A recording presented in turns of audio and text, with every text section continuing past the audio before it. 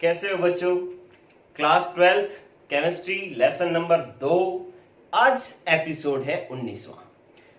आज का टॉपिक है क्वथनांक उन्नयन। क्वथनांक उन्नयन ये टॉपिक ऐसा है बच्चों जो आपको साइंस के प्रति समझ विकसित करेगा कि आपको साइंस को किस तरीके से पढ़ना होता है, ये सीखेंगे। और एक आपको आज एक क्लास का मजा आ जाएगा कि एक ऐसी क्लास जिसको आप पढ़ करके वास्तव महसूस करोगे कि हमने साइंस पढ़ी है। हमारा दिमाग बिल्कुल वैसा ही चला है जैसे एक साइंटिस्ट सोचता है।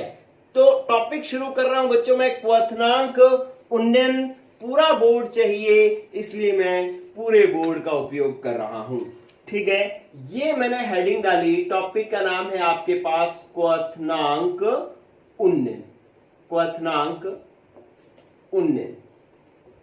आपने बच्चों पहले क्वथनांक की परिभाषा सुनी होगी कि वह ताप जिस पर कोई द्रव उबलता है उसको अपने क्वथनांक कहते हैं, या वह ताप जिस पर कोई द्रव वाष्प में बदलता है उसको हम क्वथनांक कहते हैं। लेकिन क्योंकि ये छठी क्लास की परिभाषा थी, अब तो आप बड़े हो गए बच्चों, तो इसलिए परिभाषा भी कुछ बड़ी ही सीखनी पड़ेगी। शुरू कर रहा हूं बच्चों कि ये मेरे पास एक पात्र था। हम परिभाषा याद नहीं करेंगे, हम परिभाषा बना रहे हैं बच्चों। ठीक है, ये एक बंद पात्र था जिसके अंदर अपने पास एक वाष्पशील विलायक पड़ा था। द्रव है वाष्पशील विलायक, वाष्पशील विलायक ए। ठीक है, ये अपने पास कैसा है बच्चों? वाष्पशील विलायक है और इसका नाम क्या है? ए है। ठीक है, द्रव है। अच्छा, फिर आप देखो कि ये वाष्पशील विलायक है तो इसकी वाष्प बनेगी और वो वाष्प इस द्रव की सतह पर दाब भी डालेगी। ठीक है, जिसको हम वाष्प दाब कहेंगे। यहां पर मैं क्या करता हूं कि यहां पर मैं लिखता हूं ताप और यहां पर लिखता हूं वाष्प दाब। ठीक है, और इस समय वायुमंडल का जो दाब है, ऊपर जो बाहर वायुमंडल है, वो वायुमंडल का दाब जो है वो कितना है बच्चों? 1 एटमॉस्फेयर। आप क्वथनांक की परिभाषा बना रहे हैं, वो परिभाषा भूल गए कि वह ताप जिस पर कोई द्रव वाष्प में बदलता है, नई परिभाषा बना रहे हैं। वायुमंडल का दाब जो है वो है 1 एटमॉस्फेयर। अब आप देखें कि ये जो द्रव है ना, इस द्रव की क्या कहानी है? इस द्रव की कहानी मैं यहां पर बना रहा हूं कि मान लो हमारे पास अभी 20 डिग्री सेंटीग्रेड ताप है और इसका वाष्प दाब जो है 0.2 एटीएम है। एटमॉस्फेरिक प्रेशर, ये एटीएम जो है दाब की इकाई है बच्चों। ठीक है, ये वाष्पशील विलायक था ए, जिसका 20 डिग्री सेंटीग्रेड पर वाष्प दाब था 0.2 एटमॉस्फेयर और वायुमंडल का दाब जो है वो है 1 एटमॉस्फेयर। आपने पहले ये पढ़ा बच्चों कि ताप बढ़ाओगे तो इस द्रव की वाष्प ज्यादा बढ़ेगी और वाष्प ज्यादा बढ़ेगी तो वो दाब भी ज्यादा डालेगी, मतलब वाष्प दाब भी ज्यादा होगा। तो मैं यहां से एक चीज सीख गया कि मैं अगर इसका ताप बढ़ाऊंगा ना तो इसका वाष्प दाब बढ़ेगा, ताप बढ़ाऊंगा तो वाष्प दाब बढ़ेगा। मैंने इसका ताप किया बच्चों 40 डिग्री सेंटीग्रेड, तो ये हो गया 0.4 एटमॉस्फेयर। मैंने इसका ताप किया 80 डिग्री सेंटीग्रेड, तो इसका वाष्प दाब हो गया 0.8 एटमॉस्फेयर। और मैंने अगर इसका ताप कर दिया 100 डिग्री सेंटीग्रेड तो इसका वाष्प दाब हो गया 1 एटमॉस्फेयर। ये जरूरी नहीं है कि ऐसे ही परिवर्तन हो, मैंने माना है। ठीक है, तो इसका मतलब अब जो इसका ताप जो है 100 डिग्री सेंटीग्रेड पर इस द्रव का वाष्प दाब 1 एटमॉस्फेयर है और ये 1 एटमॉस्फेयर वायुमंडलीय दाब के बराबर है। ठीक है बच्चों, तो अब आपके पास परिभाषा आ गई है क्वथनांक की। इसका ये जो आप पूरी कहानी देखेंगे ना तो आपको समझ में आ रहा है कि यार ये वो ताप है जिस पर इस द्रव का वाष्प दाब वायुमंडलीय दाब के बराबर हो रहा है। ठीक है, ये वो ताप है जिस पर इस द्रव का वाष्प दाब वायुमंडलीय दाब के बराबर हो रहा है। तो इसी ताप को मैं क्या कह रहा हूं बच्चों? क्वथनांक। तो ये आपके पास एक क्वथनांक की परिभाषा आ गई है। ठीक है, तो क्वथनांक की परिभाषा मैं पहले लिख रहा हूं कि वह ताप जिस पर किसी द्रव का वाष्प दाब, देखो ये वह ताप है जिस पर किसी द्रव का वाष्प दाब वायुमंडलीय दाब के क्या हो जाता है बच्चों, वायुमंडलीय दाब के बराबर हो जाता है, क्या कहलाता है, क्वथनांक कहलाता है। ठीक है बच्चों, तो इस तरीके से आपको क्वथनांक की परिभाषा मिल गई है कि वह ताप जिस पर किसी द्रव का वाष्प दाब वायुमंडलीय दाब के बराबर हो जाता है उसी को हम क्वथनांक कहते हैं, और इसी समय ये द्रव जो है वो वाष्प में बदलने लगता है या उबलने लगता है। ठीक है, तो इसीलिए ये इसका क्या होता है, क्वथनांक होता है। तो ये परिभाषा आप नोट कर लेंगे बच्चों। फिर हम आगे चल रहे हैं, देखो फिर आगे चल रहे हैं कि आप परिभाषा दोबारा समझ लें कि वह ताप जिस पर किसी द्रव का वाष्प दाब वायुमंडलीय दाब के बराबर हो जाता है। चलो, अब ये तो वाष्प दाब की परिभाषा हो गई, लेकिन हमने पढ़ना टॉपिक है क्वथनांक यहां पर क्वथनांक की परिभाषा होगी, हमने टॉपिक पढ़ना है क्वथनांक उन्नयन। ठीक है, उन्नयन मतलब बढ़ना, क्वथनांक बढ़ेगा किसमें, विलयन में। ठीक है, अब बात करते हैं किस प्रकार से। अब इस विलायक के अंदर मैं विलय मिला रहा हूं बच्चों, विलायक के अंदर मैं क्या मिला रहा हूं, विलय। ठीक है, ये मेरे पास अवाष्पशील क्या है, विलय है, जिसका नाम मैंने रखा है बी। ठीक है, तो ये वाष्पशील विलायक था ए, इसके अंदर मिला रहा हूं मैं अवाष्पशील विलय ए। ठीक है, तो अब क्या होगा बच्चों कि जब आप इसके अंदर अवाष्पशील विलय मिलाते हो तो ये आपके पास बन जाता है विलयन। क्या बन गया बच्चों, विलयन।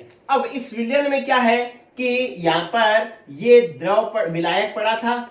ठीक है, और इस विलायक के अंदर ये पात्र बंद है और इसके अंदर हमने अवाष्पशील विलय मिला दिया है, तो बीच बीच में सतह पर कौन आ गया बच्चों, अवाष्पशील विलय आ गया है। ठीक है, अवाष्पशील विलय आ गया है। तो इस अवाष्पशील विलय के आ जाने से अब जो इसकी वाष्प बढ़ेगी, किसकी वाष्प बढ़ेगी, विलायक की। विलय की तो वाष्प बढ़ेगी नहीं, क्योंकि विलय तो क्या है, अवाष्पशील। ठीक है, अब ये विलायक जो इसमें सतह पर दाब डालेगा, ये विलयन का वाष्प दाब पहले से कम हो जाएगा। ठीक है, मान लो ये पूरी परिस्थिति कहां है, ये तो क्या बन गया, विलयन। ठीक है, अभी आपके पास ताप कितना है बच्चों, 100 डिग्री सेंटीग्रेड, और वाष्प दाब कितना है, वाष्प दाब, देखो वाष्प दाब। ठीक है, आपके पास 100 डिग्री सेंटीग्रेड था, मैंने 100 डिग्री सेंटीग्रेड लिख दिया। वाष्प दाब 1 एटमॉस्फेयर था, लेकिन मैं अभी इसको 1 एटमॉस्फेयर नहीं लिखूंगा। क्या हो गया बच्चों, ये हो गया कि विलयन का वाष्प दाब, जब किसी विलायक के अंदर अवाष्पशील विलय मिलाते हो तो विलयन का वाष्प दाब घट जाता है। पिछला टॉपिक आपने पढ़ा था वाष्प दाब अवनमन। ठीक है, तो इसकी वजह से वाष्प दाब क्या हो जाता है, घट जाता है। ठीक है, तो वाष्प दाब घट जाएगा, तो यहाँ पे 1 एटमॉस्फेयर से घटा करके मैंने इसको लिख दिया 0.8 एटमॉस्फेयर। ठीक है, तो इसलिए हमने विलयन का वाष्प दाब, ताप तो हमने 100 डिग्री सेंटीग्रेड रखा क्योंकि इतना ही था, वाष्प दाब 1 एटमॉस्फेयर था, लेकिन अब ये हो गया 0.8। क्यों, क्योंकि विलायक, वाष्पशील विलायक के अंदर अवाष्पशील विलय मिला देते हो ना बच्चों, तो उसका वाष्प दाब घट जाता है, जिसको हम वाष्प दाब अवनमन कहते हैं, और इसी वजह से इसका वाष्प दाब घटा करके मैंने 0.8 लिख दिया है। अब मुझे बताओ कि ये ताप अब क्वथनांक है क्या, ये वाला ताप 100 डिग्री सेंटीग्रेड नहीं, अब ये विलयन का ये क्वथनांक नहीं है। क्यों नहीं है ये क्वथनांक, क्योंकि अब इस ताप पर इस विलयन का वाष्प दाब वायुमंडलीय दाब के बराबर नहीं है। ये वाष्प दाब जब वायुमंडलीय दाब के बराबर होता है तो उस क्वथनांक को, उस ताप को हम क्वथनांक कहते हैं, लेकिन अब इस ताप पर इसका वाष्प दाब वायुमंडलीय दाब के बराबर नहीं है।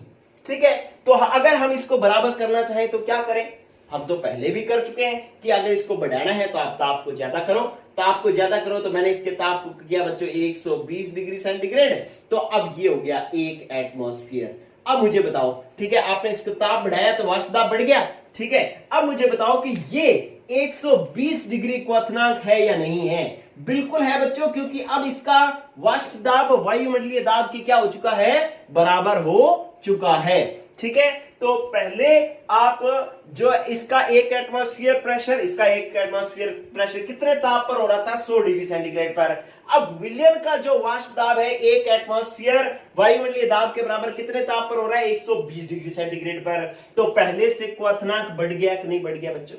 ठीक है, ये शुद्ध विलायक का जो क्वथनांक था वो 100 था, विलयन का क्वथनांक 120 डिग्री है, तो क्वथनांक क्या हो गया बच्चों? बढ़ गया।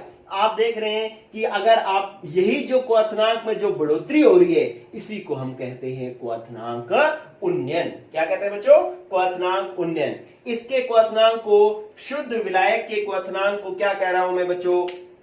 इधर देखो कि शुद्ध विलायक का क्वथनांक जो होता है वो होता है टीबी नोड। ठीक है, शुद्ध है इसलिए। और विलयन का जो ये क्वथनांक है, विलयन का क्वथनांक कितना है बच्चों? टीबी। ठीक है, अब ये क्वथनांक में क्या होगी? बढ़ोतरी। कितनी बढ़ोतरी हुई? 120 माइनस 100, कितने की बढ़ोतरी हुई? 20 की। ठीक है, तो वो आप कैसे निकालोगे? जो क्वथनांक में बढ़ोतरी हुई डेल्टा टीबी वो कितनी हुई है कि विलयन के क्वथनांक में से शुद्ध विलायक का क्वथनांक घटा दोगे तो जो क्वथनांक में वृद्धि हुई है वो आ जाएगी। विलयन का 120 और विलायक का 100, तो 120 माइनस 100, 20 डिग्री की वृद्धि होगी। ये जो वृद्धि हुई है इसी को हम कह देते हैं क्वथनांक उन्नयन। क्या कह देते हैं बच्चों? क्वथनांक उन्नयन। क्या जबरदस्त चीज आपने सीखी है, मतलब आपने बनाया है सब कुछ। ठीक है, तो पहले मैं बता रहा हूं कि क्वथनांक क्या था कि शुद्ध विलायक पड़ा था, इसका 100 डिग्री सेंटीग्रेड ताप पर इसका वाष्प दाब वायुमंडलीय दाब के बराबर था। तो ये कितना था? ये क्या था? इसका शुद्ध विलायक का क्वथनांक था जिसको हम टीबी नोड मान रहे थे। लेकिन जैसे ही इसके अंदर अवाष्पशील विलय मिलाया, आपने इसके अंदर चीनी मिला दी, आपने इसके अंदर नमक मिला दिया, तो इसका वाष्प दाब घट गया। ये 1 एटमॉस्फेयर से घट करके 0.8 हो गया। तो 0.8 हो गया तो अब तो 100 डिग्री सेंटीग्रेड क्वथनांक नहीं रहा। क्यों नहीं रहा? क्योंकि अब इसका वाष्प दाब वायुमंडलीय दाब के बराबर नहीं है। ठीक है, तो ये जो वाष्प दाब घटा वो किसकी वजह से? वाष्प दाब अवनमन की वजह से घटा। ठीक है, तो अब अगर मैं इसके वाष्प दाब को 1 वायुमंडलीय करना चाहूं तो मैं इसका ताप बढ़ाऊंगा। 100 से मैंने ताप कर लिया 120 डिग्री, तो ये कितना हो गया? 1 एटमॉस्फेयर। अब 120 डिग्री सेंटीग्रेड तो क्वथनांक है भाई, ये तो मानना पड़ेगा। क्यों? क्योंकि अब इसका वाष्प दाब वायुमंडलीय दाब के क्या हो चुका है? बराबर हो चुका है। ठीक है, तो इस तरीके से आप क्या कहोगे? क्वथनांक उन्नयन की क्या परिभाषा कहोगे? कि वाष्पशील विलायक में अवाष्पशील विलय मिला देने पर विलयन का क्वथनांक विलायक से बढ़ जाता है और क्वथनांक में हुई इसी बढ़ोतरी को क्वथनांक उन्नयन कहते हैं। ठीक है, आप क्या कह रहे हो कि वाष्पशील विलायक में अवाष्पशील विलय मिला देने पर विलयन का क्वथनांक विलायक से बढ़ जाता है और क्वथनांक हुई इसी बढ़ोतरी को हम क्वथनांक उन्नयन कहते हैं। तो ये चीज आपने सीखी बच्चों कि क्वथनांक उन्नयन क्या होता है। ठीक है, अब आप आओ नेक्स्ट कि आपके पास अब कुछ डेरिवेशन है, क्योंकि ये आपके पास अणुसंख्यक गुणधर्म है। क्वथनांक उन्नयन कौन सा गुणधर्म है? अणुसंख्यक गुणधर्म। दूसरा है, पहला कौन सा था? अपेक्षिक वाष्प दाब अवनमन। अब इस अणुसंख्यक गुणधर्म का उपयोग होता है कि हम इससे विलय का अणुभार निकाल सकते हैं। तो अब इसके लिए अपने करते हैं बच्चों डेरिवेशन। ये आपने क्वथनांक क्या होता है, क्वथनांक उन्नयन क्या होता है, ये सीखा। फिर आप गौर करो बच्चों, एक चीज गौर करना। आपने ये देख लिया कि डेल्टा टीबी क्या होता है, क्वथनांक उन्नयन। आपने देखा कि क्वथनांक उन्नयन आपको समझ में आ गया कि विलयन के क्वथनांक में से, जैसे क्वथनांक उन्नयन को डेल्टा टीबी से प्रदर्शित करते हैं, और ये क्या होता है कि विलयन के क्वथनांक में से शुद्ध विलायक का क्वथनांक घटा दोगे तो आपके पास क्वथनांक उन्नयन का मान आ जाएगा। ठीक है, आप यहां पर एक स्टार लगा करके एक बात सीख रहे हो क्या कि क्वथनांक उन्नयन जो होता है ना बच्चों, क्वथनांक उन्नयन क्या होता है कि विलयन की मोललता के समानुपाती होता है। विलयन की मोललता के समानुपाती होता है, समानुपाती होता है। ठीक है, ये चीज आप ध्यान रखना। हालांकि ये डेरिवेशन भी कर सकते हो लेकिन अपने को आवश्यकता नहीं है। तो अब अपने क्या करेंगे, डेल्टा टीबी क्वथनांक उन्नयन है डेल्टा टीबी, समानुपाती किसके है? विलयन की मोललता के। और मोललता किससे प्रदर्शित होती है? स्मॉल m से। ठीक है, अगर मैं मोललता को लिखना चाहूं, मोललता मेरे पास क्या थी? मोललता मेरे पास थी डेल्टा टी बी समानुपाती। मोललता को मैं लिखना चाहूं, क्या है मोललता? कि विलय, घुले हुए विलय के मोल बटा में विलायक का भार किसमें बच्चों? किलोग्राम में। ये मोललता का सूत्र आपको पता है। तो इसका मतलब जो क्वथनांक उन्नयन है ना, वो विलय के मोलों की संख्या के समानुपाती है। ये क्या है? विलय के मोलों की संख्या। तो विलय के मोलों की संख्या के समानुपाती है, तो इसीलिए तो ये अणुसंख्यक गुणधर्म है। ठीक है, क्योंकि ये विलय के मोलों की संख्या पर निर्भर कर रहा है, प्रकृति पर निर्भर नहीं करता, इसीलिए तो ये क्या है? अणुसंख्यक गुणधर्म है। चलो, ये हमने प्रूव कर लिया कि भाई जो क्वथनांक उन्नयन है वो एक अणुसंख्यक गुणधर्म है। ये सिद्ध कर लिया। क्यों सिद्ध कर लिया? क्योंकि ये देखो समानुपाती है विलय के मोलों की संख्या के, ये प्रकृति पर निर्भर नहीं कर रहा। फिर आओ, आप अगर इस समानुपाती का निशान हटाते हो तो आपको एक नियतांक लगाना पड़ेगा, और नियतांक आपके पास आ रहा है डेल्टा टी बी बराबर, नियतांक आ रहा है के बी और एम। के बी जो है वो है हमारे पास, के बी है मोलर उन्नयन स्थिरांक। मोलर उन्नयन स्थिरांक ये कैसे आया बच्चों? इस समानुपाती के निशान को हटाया है तो नियतांक आता है, और नियतांक हमने कौन सा लगाया है? के बी, जिसको हम कहते हैं मोलर उन्नयन स्थिरांक, या इसको हम एब्यूलोस्कोपिक स्थिरांक भी कहते हैं। एब्यूलोस्कोपिक स्थिरांक। ठीक है, इसकी अभी अपने परिभाषा सीखेंगे, लेकिन आपने के बी यहां पर लगा लिया है समानुपाती का निशान हटा करके। ठीक है, अब आप मोललता का सूत्र रखो। मोललता आपके पास क्या होती है? मोललता बराबर होती है विलय के मोल बटा में विलायक का भार। अगर ये ग्रामों में दे रखा है तो किलोग्राम में बदलने के लिए 1000 से भाग देंगे और वो 1000 चला जाएगा ऊपर। ठीक है, क्योंकि मोललता क्या होती है? 1 किलोग्राम विलायक में घुले हुए विलय के मोलों की संख्या को अपने मोललता कहते हैं। तो अब आप क्या करो कि ये बार इसके अंदर रख लो, तो आपके पास क्या हो जाएगा? डेल्टा टी बी बराबर के बी और एन बी। अब एम की जगह अपने मान रख रहे हैं, एम का मान रख रहे हैं। एम का मान है एन बी इंटू में 1000 बटा में डब्ल्यू ए, किसमें है? ग्राम में। ठीक है बच्चों, तो इस तरीके से आपने ये रख लिया। अब आप देखो कि हम जानते हैं कि चूंकि एन बी बराबर क्या होता है?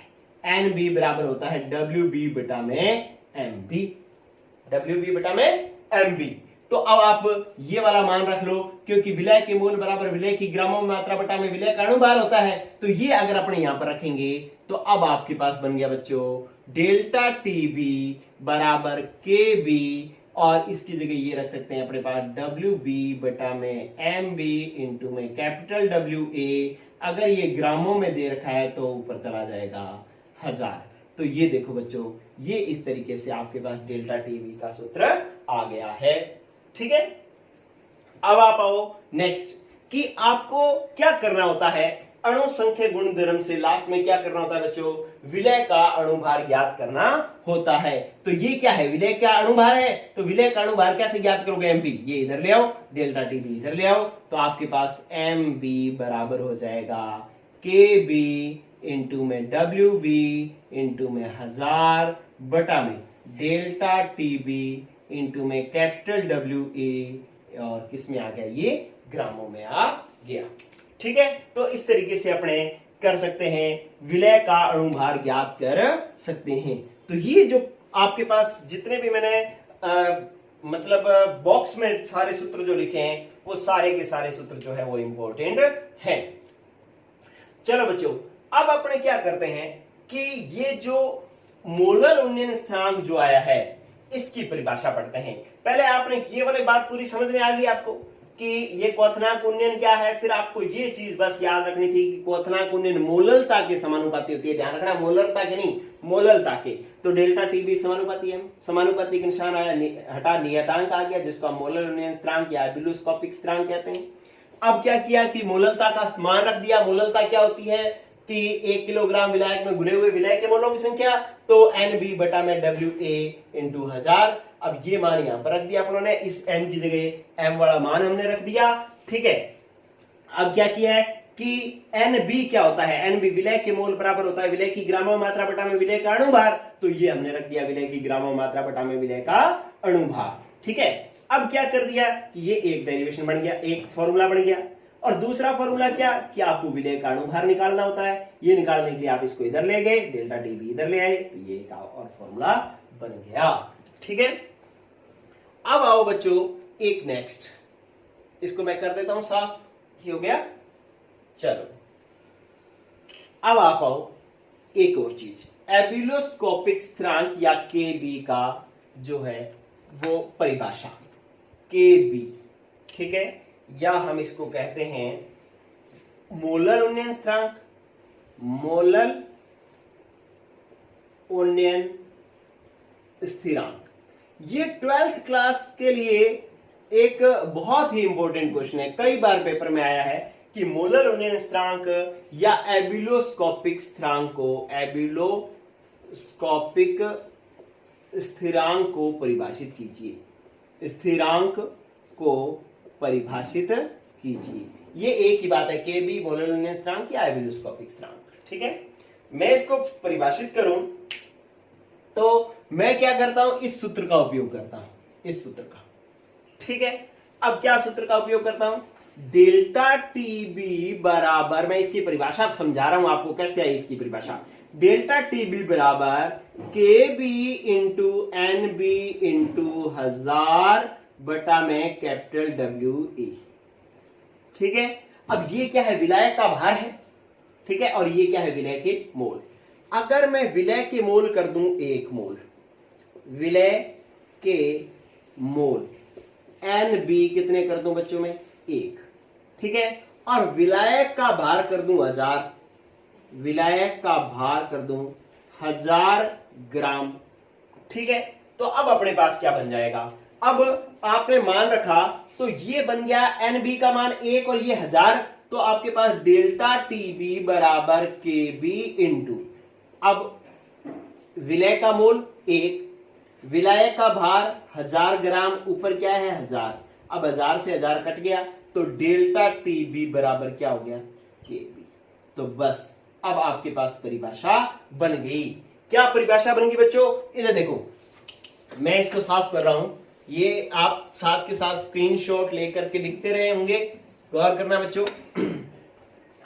अब आप समझें क्या हुआ है कि विलायक 1000 ग्राम था, विलय के मोल 1 थे, तो इससे ये समझ में आ रहा है कि अगर मैं 1000 ग्राम विलायक में, 1000 ग्राम विलायक में 1 मोल विलय मिला दूं, 1 मोल विलय मिला दूं, तो क्या हो जाएगा, ये जो विलयन बनेगा ना, इसके क्वथनांक में उन्नयन होगा, क्वथनांक में उन्नयन होगा, उन्नयन मतलब बढ़ेगा क्वथनांक, उसको अपने क्या कहेंगे, डेल्टा टीबी। ठीक है, और जितना क्वथनांक में उन्नयन हो रहा है ना, वो के बी के क्या है, बराबर है। ठीक है, तो इसी क्वथनांक उन्नयन को ही हम के बी कहेंगे या मोलर उन्नयन स्थिरांक कहेंगे। ठीक है, तो अब आपके पास परिभाषा बन गई, ये मैं परिभाषा लिख रहा हूं, इधर देखो आप क्या कह रहा है कि 1000 ग्राम विलायक में, 1000 ग्राम विलायक में 1 मोल अवाष्पशील विलय मिलाने पर, अवाष्पशील विलय मिलाने पर, ठीक है, आपने 1000 ग्राम विलायक में 1 मोल अवाष्पशील विलय मिलाया, तो क्वथनांक में उन्नयन होगा। ठीक है, मिलाने पर होने वाले क्वथनांक उन्नयन, ठीक है, क्वथनांक उन्नयन को ही मोलर अवनमन, मोलर उन्नयन स्थिरांक कहते हैं। केबी डेल्टा टीबी के बराबर है ना, तो इसी को ही तो हम क्या देंगे, क्या, मोलर उन्नयन स्थिरांक के होने वाले क्वथनांक उन्नयन को ही मोलर उन्नयन स्थिरांक, मोलर उन्नयन स्थिरांक या फिर एबिलोस्कोपिक स्थिरांक कहते हैं। ठीक है बच्चों, तो इस तरीके से आपके पास ये परिभाषा आ गई है किसकी? मोलल उन्नयन स्थिरांक या एब्यूलोस्कोपिक स्थिरांक की। कि 1000 ग्राम विलायक में, देखो आपने 1000 ग्राम विलायक में 1 मोल अवाष्पशील विलय मिलाया, तो जो क्वथनांक में वृद्धि हुई उसी को आप मोलल उन्नयन स्थिरांक कह रहे हैं। ठीक है, तो वेरी वेरी इंपॉर्टेंट परिभाषा बच्चों 12वीं के लिए, वेरी जरूरी परिभाषा। फिर आपके पास एक बात समझनी होती है, ये भी हो गया एब्यूलोस्कोपिक स्थिरांक या मोलल उन्नयन स्थिरांक। अब एक इंपॉर्टेंट चीज और है कि केबी की इकाई क्या होती है। केबी की इकाई क्या होती है? अब केबी की इकाई मुझे निकालनी है, ये परिभाषा नोट होगी बच्चों। बना ली आपने परिभाषा? साफ कर दूं, ये लो। अब मैं बनाता हूं केबी की इकाई। चलो ये देखो, केबी की इकाई बना रहे हैं। क्या किया? आपके पास सूत्र है डेल्टा टीबी बराबर के इंटू में एम। ठीक है, तो एक तो इसी से ही आपके पास के बी बराबर सॉरी डेल्टा टीबी है, ये डेल्टा टीबी ये बटा में आ जाएगा एम। ठीक है, तो अब क्या होगी परिभाषा? क्वथनांक उन्नयन, डेल्टा टीबी क्या है? क्वथनांक उन्नयन। क्वथनांक उन्नयन ताप होगा, ताप को मैं ले रहा हूं केल्विन, किसमें ले लिया? केल्विन में। और बटा में क्या है? मोललता। मोललता ऊपर जाएगी तो क्या बन जाएगा? मोललता इनवर्स। ठीक है, तो इसका सूत्र एक तो इकाई हो जाएगी केल्विन इंटू मोललता इनवर्स। ठीक है, ये पेपर JCECE के पेपर में 2013 के पेपर में क्वेश्चन में आया हुआ है। ठीक है, कि मोलल उन्नयन स्थिरांक की इकाई क्या होगी? तो आपके पास एक तो इकाई होगी ताप का मात्रक क्या? केल्विन, और बटा में क्या है? मोललता। मोललता ऊपर गई तो क्या बनेगी? मोललता इनवर्स। एक तो इकाई ये होगी। फिर और इकाई देखो बच्चों, एक इकाई ये होगी। फिर मैं लिखा कि डेल्टा टीबी बराबर आपके पास ये भी होता है केबी, और यहाँ पे एनबी बटा में WA और किलोग्राम में।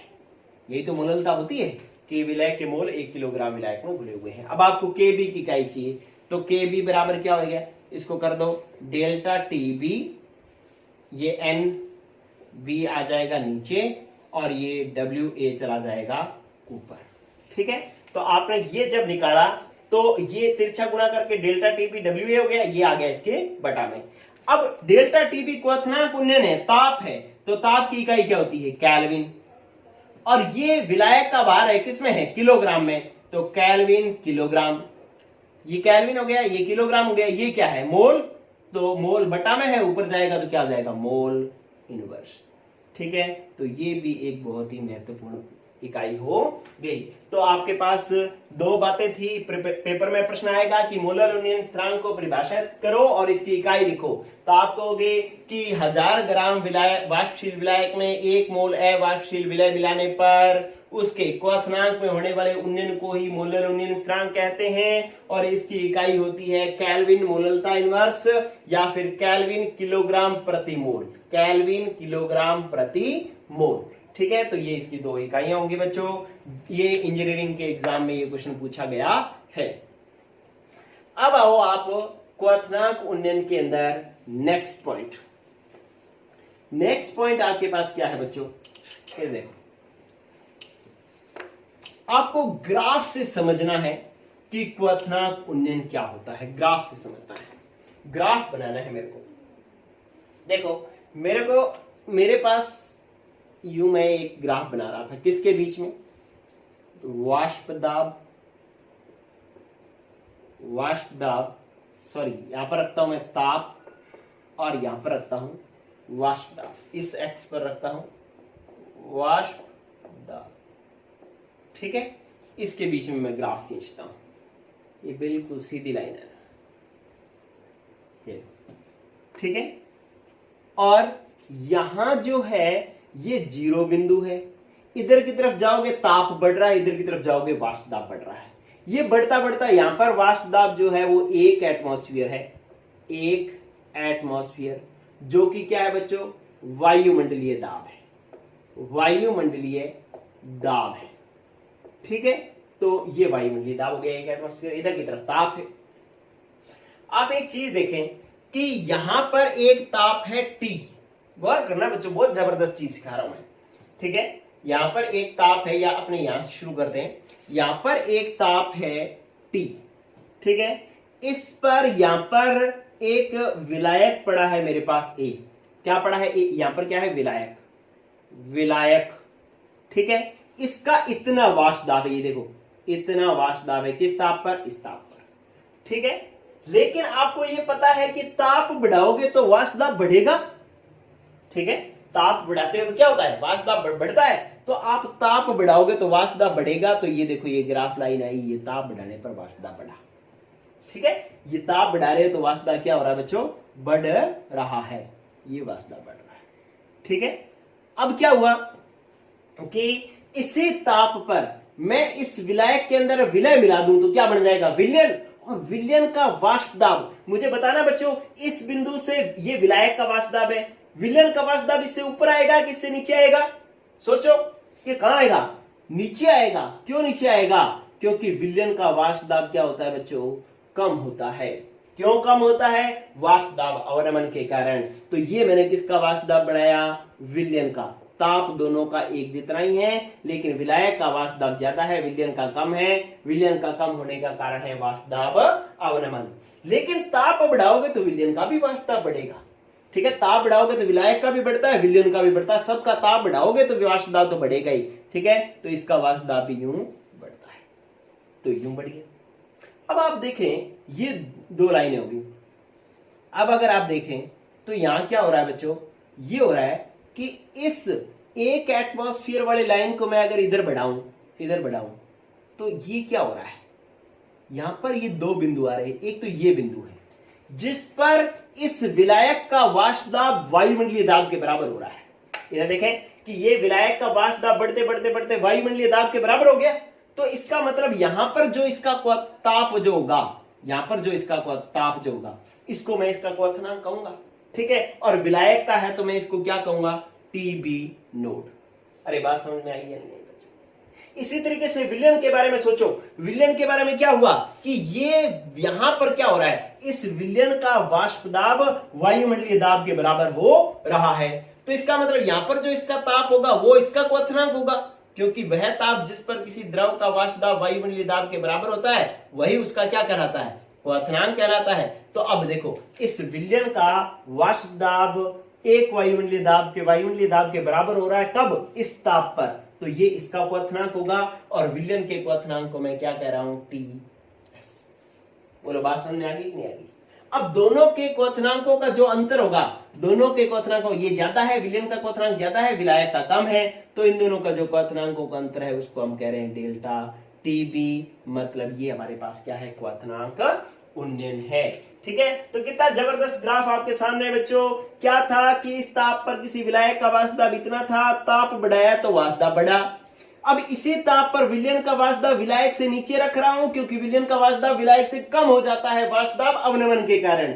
लेकिन ताप बढ़ाओगे तो वाष्प दाब इसका भी बढ़ेगा, तो इसका भी बढ़ा वाष्प दाब। ये एक एटमॉस्फेयर वाष्प दाब था, इस अक्ष पर वाष्प दाब बढ़ रहा है, तो यहां पर एक एटमॉस्फेयर था। मैंने ये लाइन इधर बढ़ाई तो मेरे को ये समझ में आया कि विलायक का तो वाष्प दाब वायुमंडलीय दाब के बराबर हो रहा है इस ताप पर, तो ये इसका क्वथनांक हो गया। विलयन का क्वथनांक कौन सा हुआ? ये वाला, क्योंकि इस पर इस विलयन का वाष्प दाब वायुमंडलीय दाब के बराबर हो रहा है, तो ये इसका क्वथनांक हो गया। दोनों के क्वथनांकों का अंतर कितना हो गया? ये डेल्टा टीबी। इसी को हम क्या कहते हैं? क्वथनांक उन्नयन कहते हैं। तो ये एक आपने बहुत ही महत्वपूर्ण ग्राफ खींचा है, और इसको भी कई बार 12th बोर्ड में पूछ लिया जाता है। तो ये आज की एक बात कंप्लीट हुई है बच्चों, लेकिन क्वथनांक उन्नयन कंप्लीट नहीं हुआ। मैं आपको फिर बता दूं क्यों? क्योंकि हम उसको तब तक कंप्लीट नहीं मानते जब तक हम उसके क्वेश्चंस नहीं कर लेते। कल जब हम इसके क्वेश्चंस करेंगे ना बच्चों, तो एक तो आपको आपका स्कोर चेक करने को मिलेगा, दूसरा जो है जब हम क्वेश्चंस करेंगे तो कई नए कंसेप्ट्स भी सीखने को मिलेंगे। तो इसलिए जो है ये टॉपिक आज के लिए इतना ही, लेकिन कल जो है हम अपने इसके और बातें, जो क्वेश्चंस और कुछ इसके कंसेप्ट्स और कल सीखेंगे। आज जो है हमने क्या क्या सीखा? आज हमने सीखा कि क्वथनांक क्या होता है, आपने देखा कि क्वथनांक उन्नयन क्या होता है, फिर आपने सीखा कि क्वथनांक उन्नयन तो मोललता के समानुपाती होता है, फिर आपने देखा कि के बी क्या होता है, फिर आपने देखा कि इससे जो है आप अणुभार कैसे निकालते हैं, केबी की इकाई क्या होती है और ये ग्राफ कैसे बनता है। ठीक है बच्चों, तो गुड लक। आज की क्लास के बारे में आप जरूर कमेंट बॉक्स में लिखना कि किस तरीके की क्लास थी, और इसको बहुत ही आराम से, बहुत ही शिद्दत से देखना। कल जो है हम जब क्वेश्चंस करेंगे तो आप एक अच्छा रिस्पांस दे पाओ, आपको क्वेश्चंस आने चाहिए। इतना बढ़िया तरीके से सीखना बच्चों। Okay, good luck.